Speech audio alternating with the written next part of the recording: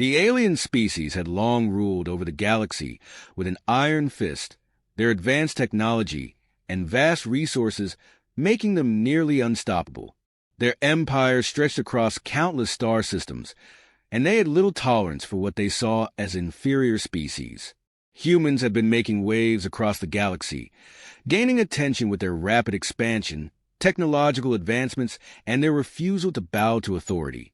For centuries, the aliens had underestimated humanity's potential. However, their perception was about to change when they decided to make an example of the human race. The decision to sentence humanity to the Deathworld came after a series of altercations, both political and military, that the aliens found increasingly difficult to ignore. Human colonies had expanded into areas that the aliens considered their domain. When one of the most powerful military factions among humans clashed with alien forces, it set off a chain of events that led to war. The humans had fought fiercely, surprising the aliens with their ingenuity, resilience, and tactics. But in the end, they were outmatched. The verdict was swift and final. Humanity, in its entirety, would be exiled to the Deathworld. No trial, no debate, just a sentence delivered from the highest levels of the alien empire. The Deathworld was notorious in galactic circles. It was a planet no one dared to visit, not even the bravest of explorers. A place where survival was not just a challenge, it was practically impossible. The planet's toxic atmosphere, relentless weather, and predatory creatures made it a fitting prison for a species the aliens wished to eradicate. The human prisoners, once confined in alien holding cells, were transported in mass ships to the Deathworld. Upon arrival, they were dumped on the planet's surface with nothing but the clothes on their backs. The atmosphere was thick and acrid, the sky a swirling mass of dark clouds. The ground beneath their feet was jagged and treacherous, and the only thing that greeted them was the oppressive heat and the sounds of creatures far worse than anything they had encountered in their own galaxy.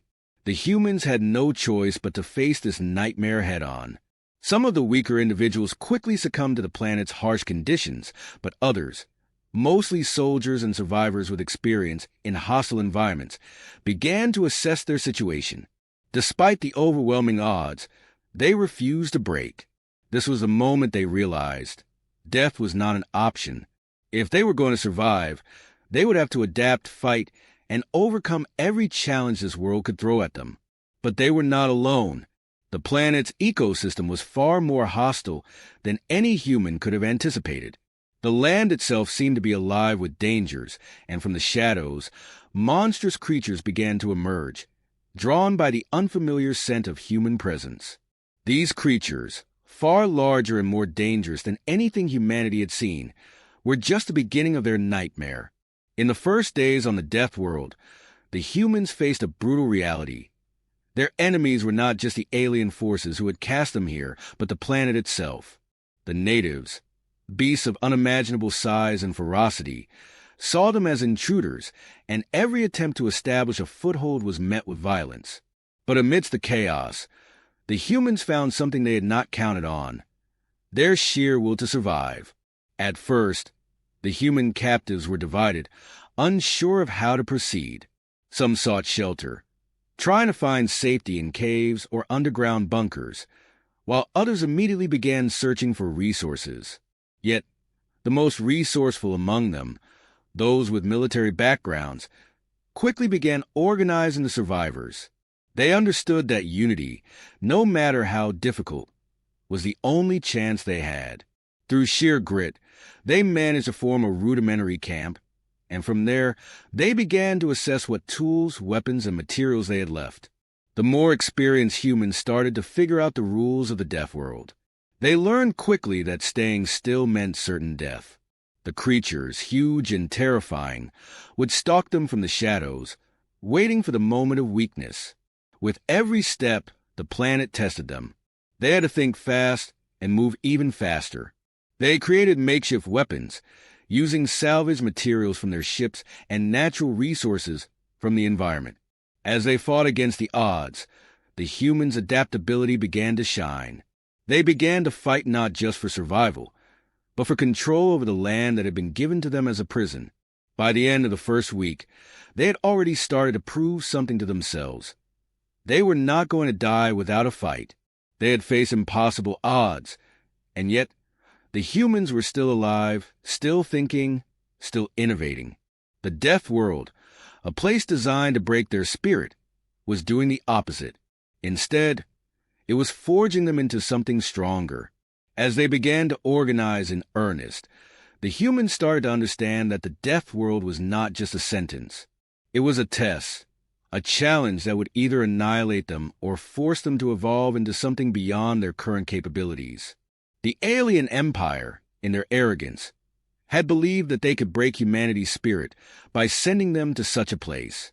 What they had underestimated, however, was a fire within humanity, something that could not be extinguished by any amount of hardship or violence.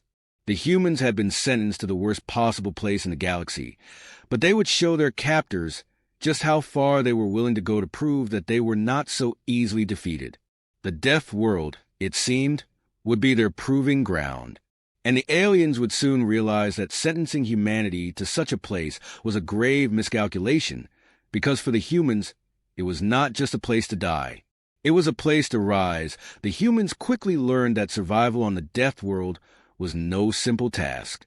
Their initial panic gave way to necessity, and necessity bred resourcefulness. They had no choice but to adapt or die. What had seemed like an insurmountable death sentence became a brutal, but revealing test of their survival instincts. The creatures of the planet were massive, terrifying, and relentless, but the humans had something they hadn't anticipated: intelligence and ingenuity. In the beginning, the humans focused on finding shelter, as the planet's atmosphere and climate were just as deadly as the creatures that roamed its surface.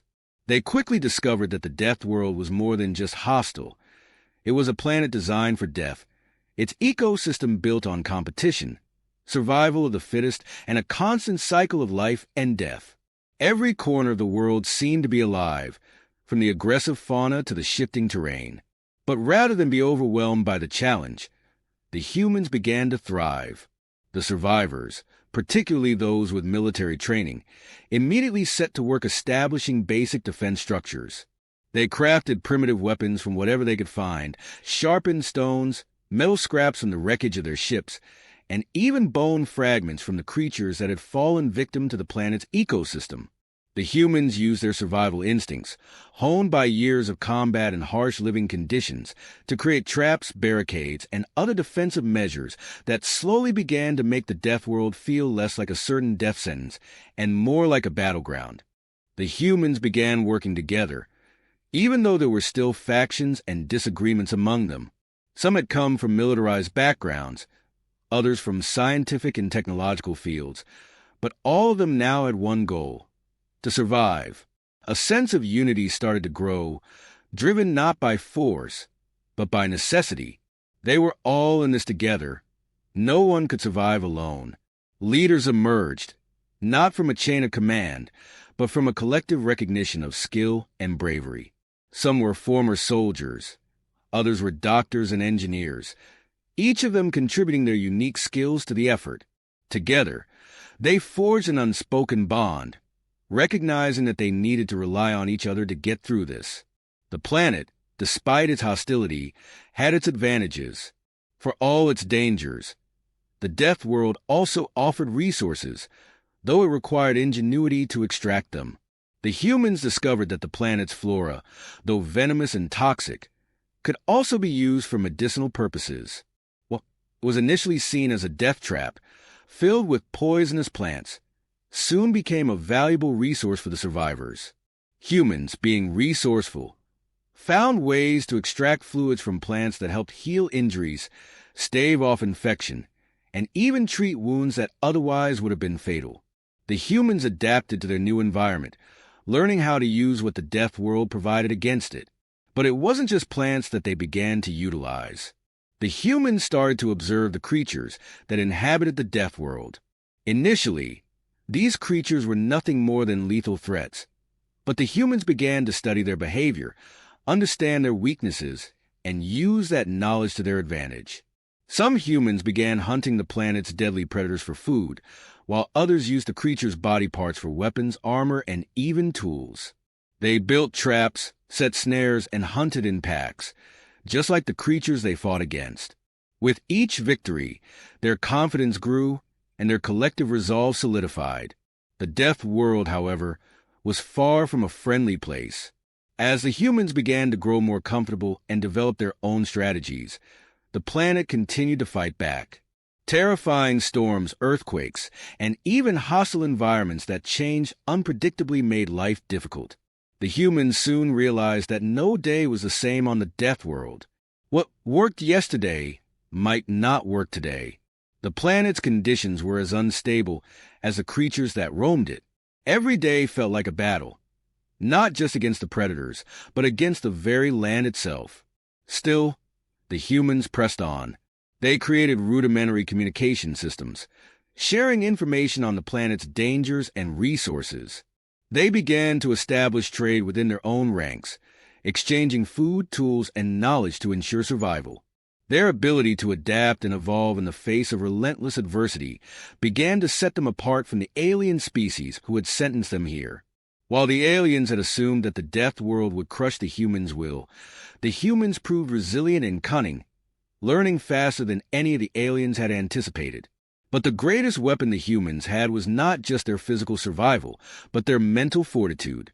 The psychological toll of being abandoned on such a hostile planet was immense, and yet, despite the constant fear of death, the humans didn't break. Instead, they found ways to harness their emotions, focusing not on the despair of their situation, but on the hope that they could escape. They began to formulate plans, not just to survive the Deathworld, but to eventually find a way off it. Every day was a fight, every night a battle for survival. Yet through it all, the humans remained resolute. They had been abandoned to die, but they would not give the aliens the satisfaction of seeing them defeated. As the humans continued to grow stronger, they realized that they weren't just surviving. They were evolving. They had become something more than the alien empire had ever thought possible. The Deathworld, instead of breaking them, had forged them into something new, something terrifying. The aliens may have believed they had sentenced humanity to its doom, but in reality, they had created a force that would rise against them with a vengeance. The humans were not just surviving the Deathworld.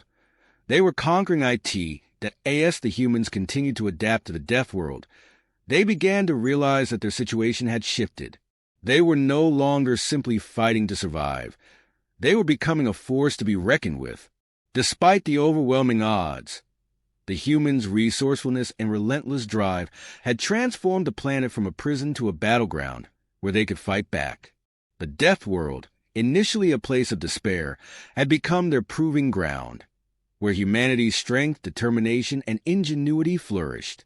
The alien empire, meanwhile, had underestimated the humans' ability to not just survive, but to thrive under pressure.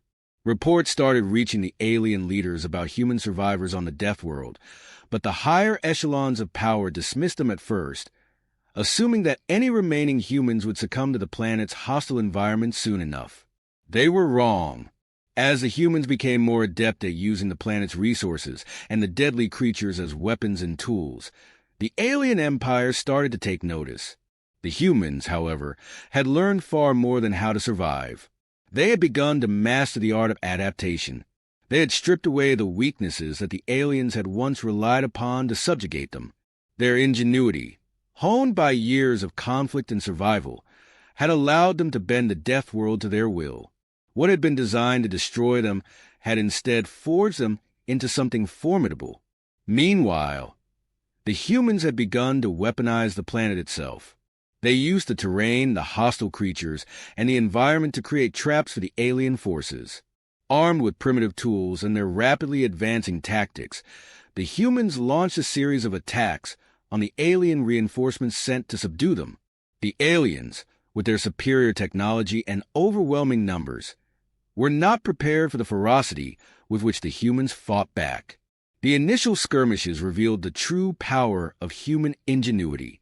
The Deathworld, which had once seemed like an impenetrable fortress, had become a trap for the alien invaders.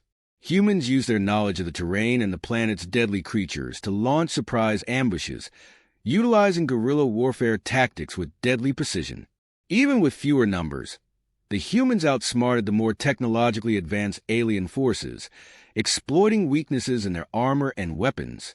The aliens began to realize that the Deathworld was no longer just a place of exile for the humans. It had become their stronghold. Humanity's resilience became evident to the alien commanders who had been sent to finish what they had started. The military leadership began to shift, now considering the humans as a much more significant threat than previously thought. Reports came in that some human survivors were actively sabotaging alien infrastructure and capturing critical resources. The humans, once seen as inferior and easily crushed, were now proving to be a thorn in the side of the mighty alien empire. The once dismissed humans were turning the tide of their fate, not only surviving, but becoming a serious challenge to the alien forces. With each victory, the humans gained more confidence. They began to coordinate their efforts on a larger scale, making use of the knowledge they had accumulated about the Deathworld's resources and the alien technology they had scavenged. The humans started to use alien weapons and machinery against their creators, repurposing the technology for their own use. The very technology that had been used to imprison them now became a tool of their resistance. This unprecedented turnaround rattled the alien empire to its core. They had never faced a species that could not only survive in the harshest conditions, but actively fight back using the very tools that were meant to subjugate them. By now, the humans had mastered the art of asymmetrical warfare, taking on an enemy that far outmatched them in terms of firepower and numbers. Their guerrilla tactics, combined with the strategic use of the Deathworld's deadly wildlife and terrain, turned the tables on the alien forces. The once impenetrable military strongholds of the aliens now became the scenes of ambushes, sabotages, and devastating counterattacks. The humans, once presumed to be weak and helpless, had become the predators. The aliens, who had arrived with overconfidence and overwhelming force, were now forced to retreat, their lines broken by relentless human ingenuity. The alien empire, realizing the dire situation, dispatched reinforcements, hoping to quell the human resistance. However, by this time, the humans had already regrouped, trained, and fortified their position. The Deathworld, once an instrument of their demise, had become a deadly weapon in their hands. They had transformed the planet into an effective battlefield, one where they knew every advantage and every disadvantage. The humans' ability to adapt and innovate, combined with their indomitable will to survive, made them more dangerous than the alien empire had ever expected. As the battles raged on, it became clear that humanity was no longer fighting for mere survival.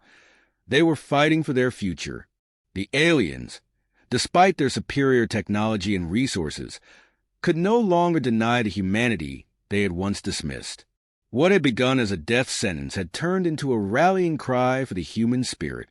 The Deathworld, far from being a place of execution, had forged humanity into a warrior race. The aliens had set the stage for humanity's rise, unknowingly turning their would-be tomb into the birthplace of a new force. With the humans taking control of key points on the planet, it was only a matter of time before they would turn their attention beyond the Deathworld, preparing for the ultimate confrontation with the alien empire. The empire's leaders, now facing an enemy they had never anticipated, were forced to confront the truth. They had underestimated the resilience and ingenuity of humanity. The Deathworld, in the end, had done nothing but awaken the sleeping giant that had always been humanity. The aliens had sentenced the humans to death, but in doing so, they had created a nightmare that would haunt them for years to come.